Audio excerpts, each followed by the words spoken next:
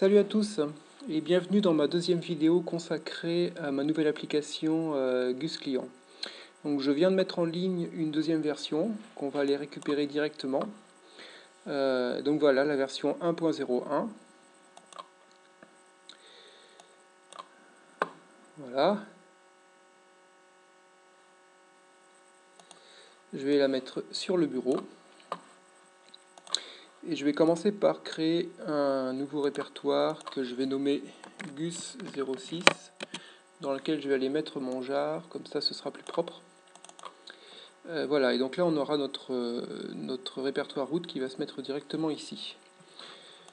Voilà, donc je lance l'application.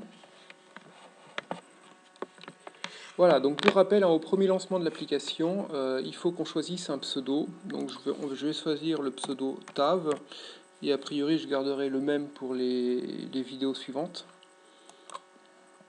Voilà, donc notre application, donc pour rappel, est divisée en plusieurs espaces, dont on peut passer, donc voici le menu. On avait vu la dernière fois succinctement les espaces supervision, répertoire et entité. Donc là, on va voir les espaces documentation et projet sur lesquels j'ai travaillé. Bon, il y a encore un peu de travail à faire, hein, mais bon, ça avance. Donc là, on va s'intéresser à l'onglet Source Code, qui regroupe en fait tout le code source de l'application, qui va être divisé en 4 parties distinctes. Donc on va avoir le framework GUI06 d'une part, le gestionnaire d'autre part, qui en l'occurrence va être le gestionnaire Guillem, les entités, qui sont tous les composants de programmation de l'application, et les ressources, qui vont correspondre aux fichiers de paramétrage, aux icônes, etc. Voilà, qui a pris, en fait, c'est la seule partie qui est encore vide. Voilà. Alors, si on regarde par exemple le framework, donc là on a toujours pareil, c'est-à-dire qu'on commence par un texte d'explication qui introduit l'élément, et ensuite dans l'onglet Explorer, on va avoir accès à tout le code source, toutes les classes. Donc par exemple ici, on va avoir le code source de l'interface Entity avec en dessous un petit texte explicatif. Voilà, et si on regarde juste, voilà. Etc. Donc là on a 15 classes en fait qui composent le framework, dont 10, les 10 interfaces ici qui sont les 10 caractéristiques. Voilà. Alors après le gestionnaire ici, donc pareil, toujours un petit explicatif d'abord, un texte d'introduction, et ensuite ici tout le code source du gestionnaire disponible, qui est divisé donc en deux parties. Donc on va avoir les classes principales de notre gestionnaire, dans lesquelles on va trouver notamment Guillem main, la classe qui contient la méthode main qui est appelée au démarrage. Voilà. Et après, on a les modules qui sont l'ensemble de toutes les briques fonctionnelles qui regroupent en fait les fonctions vitales de l'application. Voilà. Donc à chaque fois, on a le code source en haut et en dessous, on a l'explication du code source. Sachant que d'une part, tout n'est pas encore rempli, il y a encore des trous, et d'autre part, même si à terme c'est prévu pour être multilingue, pour l'instant il y a encore du travail de traduction à faire. Donc voilà. Ensuite, donc les entités, pareil, ici on va avoir l'ensemble de toutes les entités présentes dans notre jar, qui sont au nombre de 695, et vous allez voir qu'avec les nouvelles de version en version, il va y en avoir de plus en plus. Voilà. Donc je vais m'arrêter ici pour l'espace documentation. Donc n'hésitez pas à venir voir le code source, les explications, et voilà, voir comment c'est fait. Maintenant, je vais m'intéresser à l'espace projet, qui était encore vide la dernière fois. Et là, bon, même s'il y a encore beaucoup de travail à faire, disons que ça permet déjà de créer un nouveau projet, de sélectionner un projet quand il y en a plusieurs, et de déployer le projet et de le tester. Alors, par projet, j'entends projet applicatif, hein, ça va être une application autonome, sachant que normalement, plus tard, il y aura plusieurs types de projets qui seront prévus. Enfin, pour l'instant, on peut juste créer des applications. Donc on va faire un petit test qu'on va appeler test 1. Voilà, donc là il a créé un sous-répertoire test 1 qui se trouve en fait dans le répertoire route, dans le sous-répertoire project ici. on va avoir un sous-répertoire pour chaque nouveau projet créé. Voilà. Alors, qu'est-ce qu'on trouve dans ce sous-répertoire? On trouve un petit projet, un petit fichier properties qui contient juste la date de création du projet, et un répertoire ressources qui va regrouper en fait tout le paramétrage de l'application ainsi que les fichiers de ressources. Voilà. Donc maintenant, il va falloir qu'on s'intéresse au code source de notre application. Alors, il y a une lacune là, c'est qu'il va falloir d'abord extraire de notre jar applicatif en fait le code source du gestionnaire pour pouvoir ensuite le compiler, parce que c'est pas encore fait automatiquement. Donc là, on va aller dans la console et on va taper la commande extract src. Voilà. Donc en fait, il va récupérer tout le code source qui se trouve donc à l'intérieur du jar, l'intégralité du code source, et il va le mettre dans le répertoire dev de notre route. Donc si je reviens ici,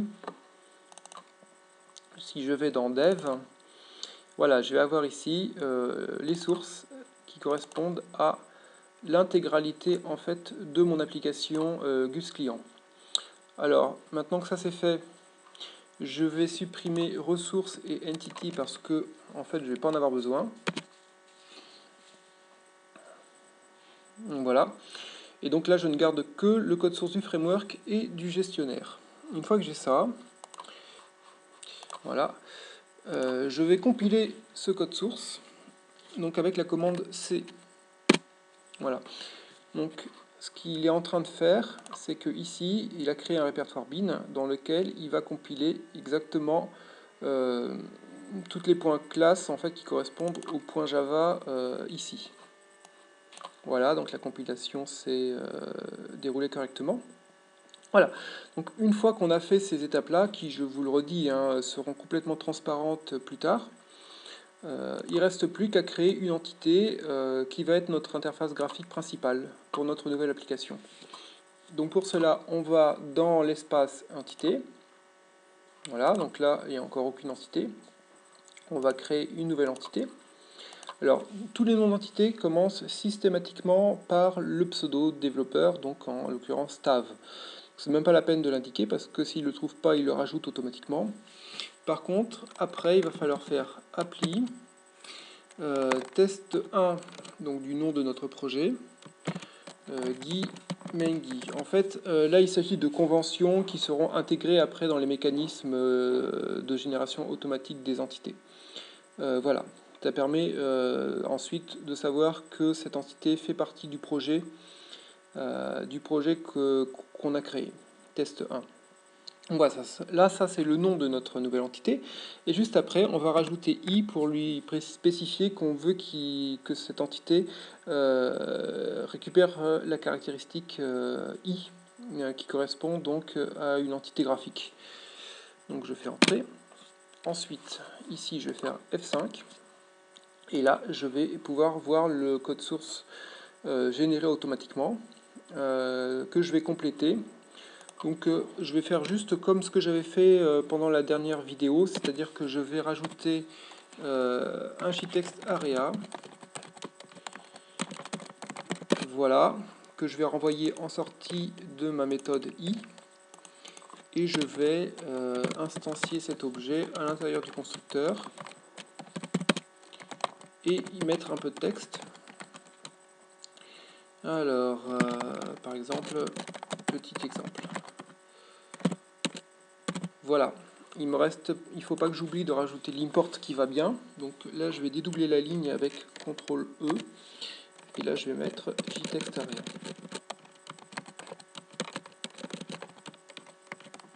Voilà. Donc maintenant, je vais pouvoir compiler mon entité. Donc pour cela, j'ai la commande CTRL M. Voilà. Voilà, donc la compilation s'est bien déroulée. Donc là, on a tout notre code source compilé nécessaire pour notre future application. Je vais juste récupérer ici le nom d'entité en faisant un CTRL-C, voilà. Et ensuite, je reviens dans l'espace projet. Alors, dans cet espace, je vais pouvoir configurer ma nouvelle application. Pour cela, je vais dans Resource Manager qui est en fait une version améliorée en fait, qui permet en fait d'éditer rapidement et simplement tout ce qui est contenu dans le fichier, dans le répertoire ressources ici. Donc en l'occurrence ici on va avoir les fichiers de configuration, mapping et prop. Donc prop qui va pouvoir contenir toutes les propriétés de notre application.